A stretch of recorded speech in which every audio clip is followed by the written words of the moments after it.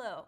In this video, we want to provide a little refresher of slope and the basics of graphing lines and writing their equations in slope-intercept form to get you ready for a statistics course, a proper statistics class where you talk about all kinds of regression and in this case, linear regression. So if you have any bad experiences with graphing, try to put those feelings behind you as we jump into these slides. Let's get started. So first of all, I want to show you a nice visualization here of what we mean by the words linear correlation. Those words are thrown around quite a bit, and a lot of people don't really know what it means.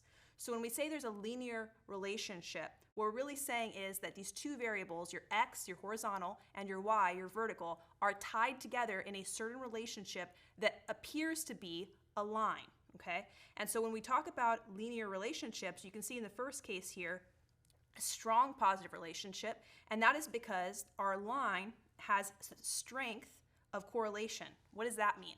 That really is saying that your points are very close to the line that we're using as our line of best fit. We'll talk more about that in a formal statistics class. The line of best fit is also what we find when we do something called linear regression. When you look at points and you say to your calculator or to a program like Microsoft Excel or to a website like Desmos.com, you ask it to find the line that best fits the data. So if you really have a linear correlation and it's a strong positive relationship, then you're going to notice that your points are increasingly going up from left to right. And you're going to notice that those points are very close to the line of best fit. And so you see that here, they're all pretty close to that line of best fit. Then we have in the middle here a moderately positive linear correlation where again the data is increasing from left to right. However, notice that the values, the points themselves, are not quite as close to the actual line of best fit. And then finally the weak positive relationship up here, same idea. We're definitely increasing from left to right in the somewhat linear fashion, but those dots are getting more and more spread apart from the line of best fit. And then we have the reverse here, negative correlation. What does that mean? Well, as your x values are increasing, your y values are dropping, okay? So if this was your portfolio, like your stock portfolio over the years, not a good thing, right? Your money would be going down over time. Okay, so a strong negative correlation here is telling you, again, that you have your points very close to the actual line itself that is representing our line of best fit. And then the moderate, they're a little further away, and then the weak, they're a lot further away. And you're actually going to be looking for something called R, which is your correlation coefficient. And in a formal statistics class, you'll learn how to calculate R, but more importantly, you'll learn what R represents. It's telling you as a decimal, a number less than 1 or a number less than 1 all the time, but it's going to basically be telling you, are you really close to 1 or are you really close to 0? If you're really close to 0, that means most of your points are not close to this line. If you're really close to 1, that means almost 100% of your points are close to the line. So you want R to be as close to 1 as possible to have a strong positive or negative correlation. So the stronger R will be closer to 1, the weaker R will be closer to 0. So it's usually between 0 and 1. So we'll talk more about that in a statistics class. But for now, the main thing is we want to go over how do you write the equation of a line and what is that telling you. That's basically the little disclaimer of what this video is about. Keep in mind that you notice the word gradient here. Sometimes when you're talking about steepness, another word for slope is gradient. But in math, we typically refer to that slope idea as just the word slope. But I want you to be comfortable. If you see the word gradient, it means the same thing. Okay, and in fact, if you ever are on your roof of your house trying to put up Christmas lights or something, sometimes they'll refer to that slope or that steepness as gradient. They'll also refer to it as pitch at times. Okay, so let's head over to our next slide and continue putting these ideas together. If you remember from your old algebra classes, not to bring up nightmares, but there was a formula for finding the slope between two given points, okay? And so that idea was, how much are you going up or down as you move to the left and the right, okay? In other words, up and down was referred to as your rise, and left and right was referred to as your run. And we also, maybe you heard this before, that the Greek letter delta, lowercase delta here, delta, in math and science, this means change. Okay, so when we see that, it's saying the change in y or the change in x. In other words, if you started going on the interstate, let's say on mile marker 100, and then you stopped for gas at mile marker 250, The delta, if you will, would be 250 minus 100. That would be the distance traveled in that case. So that's what we mean by delta. We're talking about the change, which implies there's going to be a difference taken, a difference of your starting minus your stopping minus your starting point, your terminal minus your initial. Or y2 minus y1, your second y value minus your first y value. And similarly, what is the distance horizontally? What is the change in the x direction? Your second x value, x2, minus your first x value, x1. So if you wanted to memorize a formula, that's fine, but conceptually is really what we're after here. So what do we do when we are asked to find the slope between 2 points, if we know the 2 points? Well, you can just plug them into the formula. Slope, by the way, is going to be abbreviated with m, remember, in our formula for the equation of a line in slope-intercept form. And that comes from the Latin montare, so we're talking about elevation. Okay, so slope instead of s is actually going to be used for distance when you're talking about physics and math. So m is for slope. Okay, so how do you calculate the slope here? Well, you're going to have a fraction, and you're going to subtract your second y value. So let me label them for us to be really organized. This could be our first x value, 1, and our first y value, negative 3. This could be our second x value, 4, and our second y value, negative 6. So now that I've labeled them, hopefully you can do this. We're going to take negative 6 minus negative 3. Be careful with the double negative. Remember, that makes it positive. And then in the denominator, we're going to do the same thing. Positive 4 minus positive 1. You don't need the parentheses if they're both positive, but I'm just showing you that there should be a placeholder for each. On the numerator here, we have negative 6 plus 3. And in the denominator, we just have 4 minus 1, which is 3. So we end up with negative 3 over 3, which hopefully we know is negative 1. So the slope or the gradient would be negative 1. What does that mean? Well, every time you go 3 units down, you're going to go 3 units right. If you had reduced it, you could have also said negative 1 over 1. Every time you go 1 unit down, you're going to go 1 unit right. Okay? And if you click on the Desmos graph link that's in the interactive version of the PowerPoint notes, you're going to actually pull up a graph that shows you the equation of the line with this particular slope. And it actually will make more sense that way. Okay. You're also welcome to visually do this. You could have taken a graph, take out your graph paper, and you could have gone to 1 to the right, 3 down. That would be your first point. You could have gone 4 to the right, 1, 2, 3, 4, and 6 down. That'd be somewhere down here. So you'd have your 2 points there. And then to calculate your slope, you could have simply gone down a certain number of units, that would be 3, and right a certain number of units, and that would be 3. And you'd end up the same answer, negative 3 over 3, which gives you negative 1. So you could have done it visually as well using rise over run. So again, slope is just going to give us our change in y over our change in x. But it will tell us something important when we look at the equation in a moment. So if you're ready, let's get to our next slide. Try it yourself now. Can you find the slope between these 2 points? Negative 5, negative 2, and 7, negative 6. Pause the video, try it yourself. See how you did. So slope, the letter m here for slope, is going to be again y2, so in that case that's negative 6, minus y1, which is negative 2 in this case, over x2, which is 7, minus x1, which is negative 5. So students make their mistake either usually with the arithmetic, or they forget the formula, or they mix things up if they're in a hurry. So keeping in mind the concept, change in y over change in x, or rise over run, you hopefully won't get the formula wrong. Okay, so this is negative 6 with the double negative again, that's plus 2. This is 7 with the double negative again, so that's 7 plus 5. So you should end up here with negative 4 over 12, which does reduce. Now what is it telling me right now? It's telling me originally if I had plotted these 2 points, to get from the first point to the second point, I would have had to gone down 4 units and right 12 units, or up 4 units and left 12 units, either one depending on the orientation of where you start. To reduce it, however, we notice that 4 and 12 are both divisible by the same number here. So when we do reduce it, 4 goes into each of them, we get negative 1 over 3. So that means when you simplify it, you could go down 1 unit and right 3. Or you could have gone up 1 unit and left 3. Same thing depending on the orientation that you begin with.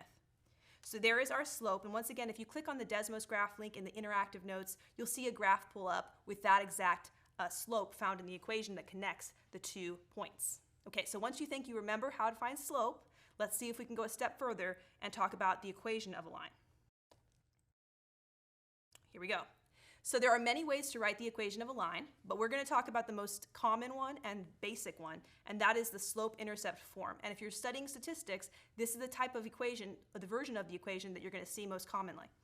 And so the idea here is that your y values, your vertical values, which depend on your independent x value, is going to equal your slope m times, it's implied to be multiplication if it's next to it, times your x variable, which is changing, plus your constant b. So again, just a little review in algebra, we have things called variables and constants. Variables are open to change, right? They're going to be changing depending on where you are on the graph. But constants are the relationship that we're going to be either multiplying or adding to our variables that is tying the two together. So for example, maybe x is always twice as big as y. Well, then you're going to have like a 2 in front of that. You're going to have a 2 inside of the equation somewhere. Is it going to be next to x, next to y? That's for you to think about. But those are going to be a relationship that are tied together. All right, as far as the b, that's going to tell you something important as well. That's going to actually tell you where your graph starts if you're looking at the y-axis. It's going to help you find the y-intercept. The reason for that is if you think about the y-axis in a graph here, the origin is at the point 0, 0. So here's your origin, right? So if we're talking about a y-intercept, we're talking about x when the x value is 0. So what would happen if you let x equal 0 in the equation y equals mx plus b? Well, you would have the slope, whatever that is, times x, and if x is 0 in this case, you would just be getting y equals 0 plus b. In other words, y would equal b. So the y value, when x is 0, will always be this number. In other words, your y-intercept is that number, okay? So that's going to be important if you're talking about time, for example, where your x-axis is representing time, and maybe you start at time equals 0. That would be telling you your starting point, right? So that's very important. Okay, so now that we remember the very basics of the equation here, let's take a look at this example. It says a line has a slope of 2 and a y-intercept of 3. It says its equation in slope-intercept form would be the following. Okay, so let's see if we can do this together here. So we were told that the slope is 2. So first of all, if I was graphing this, I would start with my y-intercept of 3, and that would be 1, 2, 3. That would tell me where to kind of start. Okay, so that anchors my graph. And then I would use my slope of 2. 2 tells me it's positive 2, right? So it tells me that my m2 is really 2 over 1, right? If there's no denominator, it's implied to be divided by 1. So that's saying I'm going to go up 2, and I'm going to go right 1. Or I could have gone down 2, and I could have gone left 1. Because if they're both negative, a negative 2 divided by a negative 1, I still get positive 2, don't I? All right, so from this original starting point at the y-intercept of 3, I'm going to go first case up 2, 1, 2, and right 1. That would put me right here. And I could do it again, up 2, 1, 2, right 1. Up 2, 1, 2, right 1. Or I could have gone again down 2, left 1. Down 2, left 1, down 2, left 1, down 2, left 1. And eventually you get the idea that your line goes through those points, something like this. Not perfect because I don't have a ruler, but that's the basic idea. Okay, so this would be what we call a positive slope, positive 2, so increasing from left to right. And in this case, all of our points are on the line, so this would be a perfect correlation, R would be 1. So the equation for this line, y equals mx plus b. Now you might be wondering, why did I put a box there? Because those are the constants that you have to solve for. That's telling you the relationship, how closely x and y are tied together. They've given that to you. They've told us the slope is 2, so 2x. So for every x value, we double it to get our y value. But then what do? We also have to add in the fact that it was not starting at the origin of 0, it started at the origin of 3. So we have to put in where it starts. So we add 3 to all of our heights to get it moving from here up to there originally. Okay, so that would be our equation in slope-intercept form. More importantly than knowing how to write an equation is knowing how to understand what it means. So let's see if you can help me interpret that in our next slide or two. So in this slide here, make sure I got the right one. Yep, in this slide here, we're going to now put into action what we've been talking about. So this is a real life example. It may not be real life numbers anymore, but the idea is the same. So suppose that you're signing up for it looks like a cell phone, and to do that, they charge you what we call an activation fee, okay? So in order to even get started, there's a fee. I know, that's sad. Okay, so there's a certain fee, and then they tell you in addition to that, you have a monthly service fee that you pay for your phone.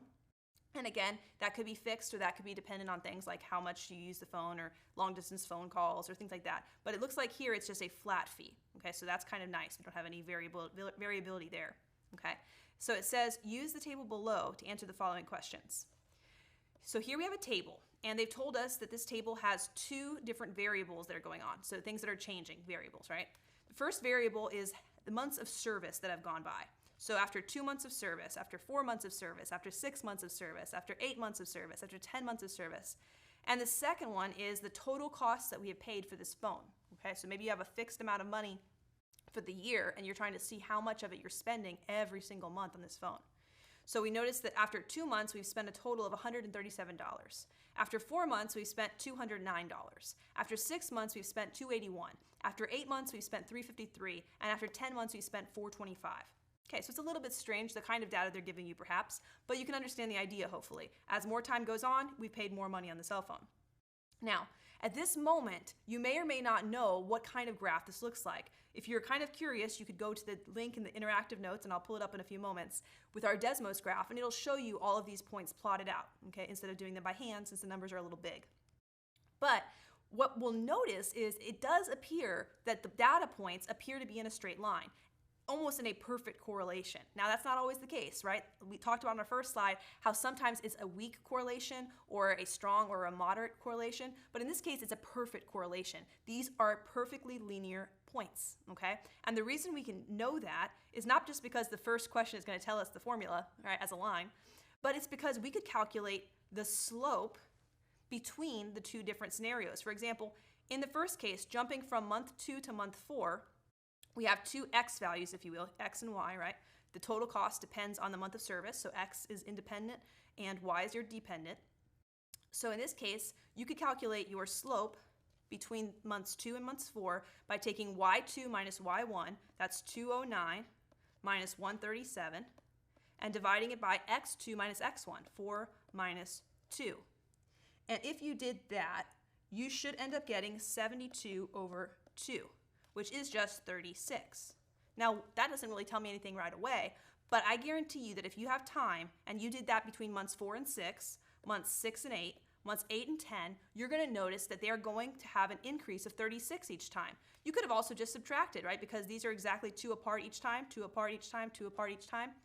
And if you subtract 209 minus 137, we already know the answer to that is 72. But 281 minus 209 is also 72. And 353 minus 281 is also 72.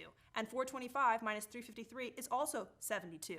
That's telling you we have a constant rate of change. And when you have a constant rate of change, a constant slope, that is your clue. We'll talk more about this in algebra and statistics. That is your clue that you have a linear relationship. If you were just using technology like Excel or Desmos.com or a graphing calculator, you would know this also because your R is either really close to 1 for a linear model, or it's exactly 1, which is what it would be in this case. All right, which means 100% of them are on the line. Okay, so here's the first question now that we've talked that through. Explain why the situation above could be modeled as the linear equation. Well, we've already talked about that, constant slope, but in particular this equation, y equals 36x plus 65. So why would this equation work to model? Okay, and first of all, why would you care about having a model? It's so that you can make predictions, right? Now we could figure out how much you paid at the end of 12 months. Instead of sitting here and adding every time, we can do it really quickly. Okay, so we want to be able to make those predictions. That's why we need a model. But why does this model work? And where did this 65 number come from? Well, we know already that the slope is 36. We've calculated it ourselves. That was our m. We already checked that out, right? We did our rise over run or our change in y or our change in x. But where did this 65 come from? Wouldn't that be our y-intercept?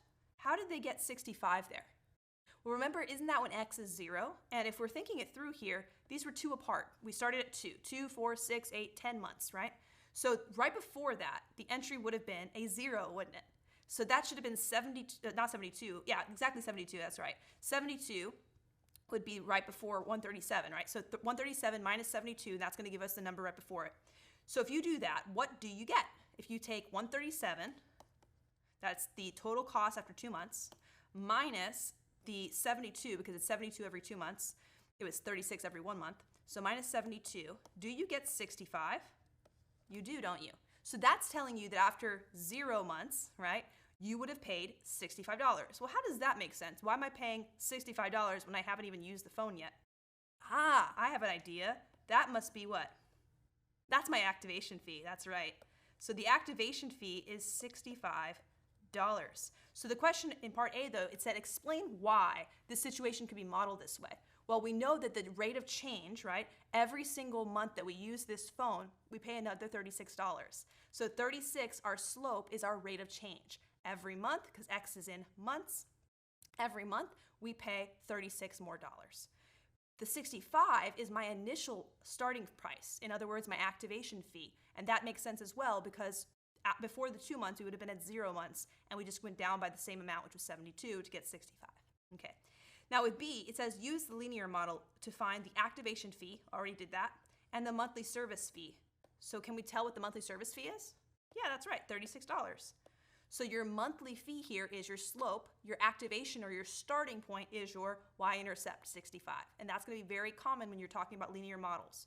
Your price that's changing, the thing that X is depending on, that's going to be your slope, whereas your fixed amount you start with, that's going to be your y-intercept. Okay, last question, here we go.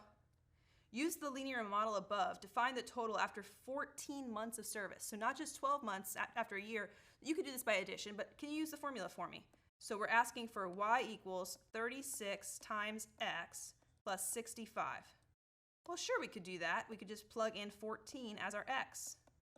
And when you do that, you end up getting 504 plus 65, or 569. So at the end of 14 months, you would have paid $569 on this cell phone plan. Now I want to pull up real quick a Desmos graph and show you how technology can help you get these equations. So let's take a quick look if I can do that here. Yeah, here we go. So I wanted to pull this up real quick.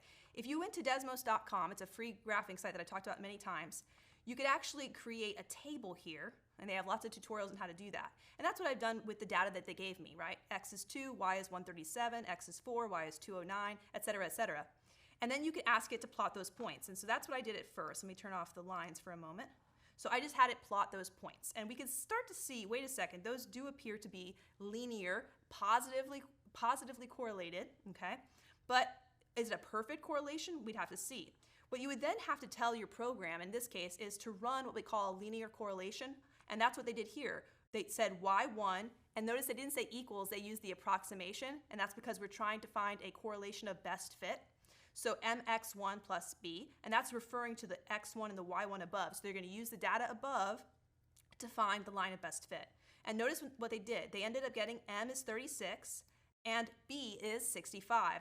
In other words, that's y, or f of x, if you think about algebra, equals 36x plus 65. That's exactly what we thought. Okay, so the line of best fit, if I put it in there now, it does in fact perfectly connect our data points. Notice that the r, the correlation coefficient, is exactly 1, which is what we thought because this was a perfectly linear model. A lot of times it's not perfect, it's just strong or weak or moderate, but this is a perfectly linear model. And then, of course, to answer that question they asked about, right, find how much money you spent after 14 months. You can see that now visually as well. Here it is, after 14 months, there's our 569. And you could continue up. What about if you went up here and you wanted to know after 20 months, how much have I paid? Oh, I paid $785. And that's the beauty of a model. It helps you to make predictions. But remember, a model is only as good as the data that's put into it and the person who's interpreting it, okay, what they know about it. So they can be manipulated if we don't understand what's going on. So that's the whole point of this video. We wanted to talk about the basic idea here of what it means to have a linear model. Do we understand slope? Do we understand y-intercept? And can we interpret a model correctly? Once you have those basics, you're going to be in good shape for your statistics class. Don't be scared of algebra. It's there to help you, not to hurt you. All right. If you have any questions, feel free to reach out to me. Otherwise, happy practicing, because math is not a spectator sport. I'll see you next time.